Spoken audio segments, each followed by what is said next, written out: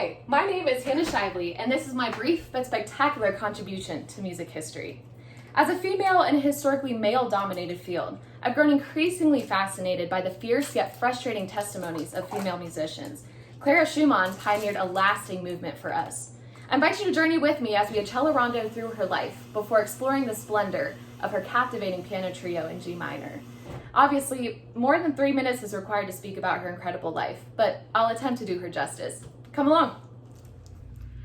Her parents, Friedrich Wieck, a touring pianist, and Marianne Bargiel, a famous soprano, fostered a genuinely supportive environment for this young child prodigy to thrive. Her father encouraged her musicianship from a young age through piano lessons, and even kickstarted her public performance career at just age 9. Note that none of this was normal for females of the period. Clara is considered one of the lucky ones, while other female musicians were left living in the shadow of the men of their families. Over time, Clara developed into a highly esteemed pianist, composer, and educator. She completely reorchestrated the art of performing. Rather than learn a bunch of old music, she enjoyed learning new music written by her contemporaries, and even debuted a lot of it. In the fall of 1830, Clara met the older and wiser Robert Schumann, who was a new student at the Wieck House. Friedrich quickly caught on to his infatuation with his daughter, but definitely didn't approve. All of his dramatic efforts were not enough to break their love, and the two married in 1840. Clara lived a life of sorrow, acquainted with grief.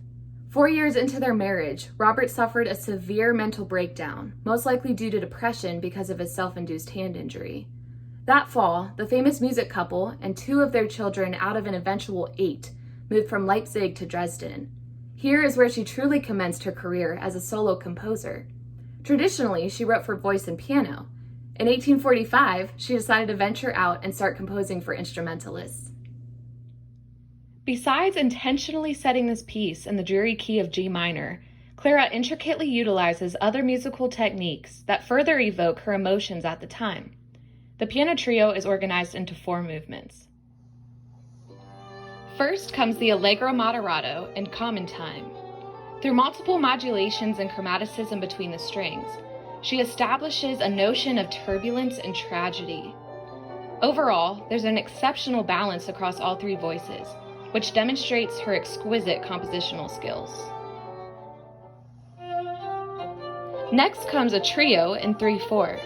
B-flat major, the relative major key to G minor, seamlessly transitions the allegro moderato's turmoil into the slower yet playful melody found in the scherzo. The cello accompanies the piano's chords with pizzicato as the violin dances above.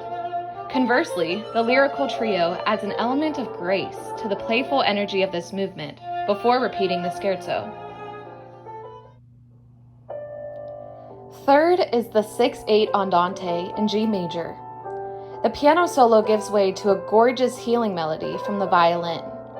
We see several dotted rhythms here, lulling us into bittersweetness after the melancholy allegro and joyful trio. Lastly, the allegretto returns to the home key of G minor, but in cut time. Its intensity directly mirrors that of the allegro moderato.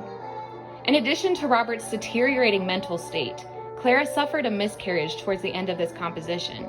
We can practically feel her heart yearning for peace. Rumor has it that she was simultaneously enveloped in a love triangle between her husband and Johannes Brahms. I mean, who can possibly blame her?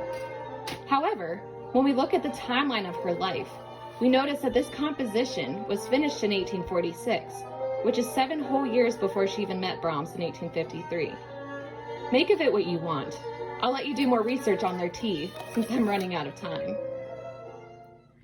In addition to this famous work, Clara composed over 30 lieders, meaning songs if you've been paying attention all semester, 1 solo piano concerto, dozens of solo piano pieces, a multitude of choral and chamber works, and 41 transcriptions of her husband Robert's music. She also performed over 1,300 programs across Europe before passing from a stroke in 1896. Clara Schumann will go down in history as a superwoman of music. Thank you so much for listening to my brief but spectacular contribution. I hope you stay safe, happy, and healthy.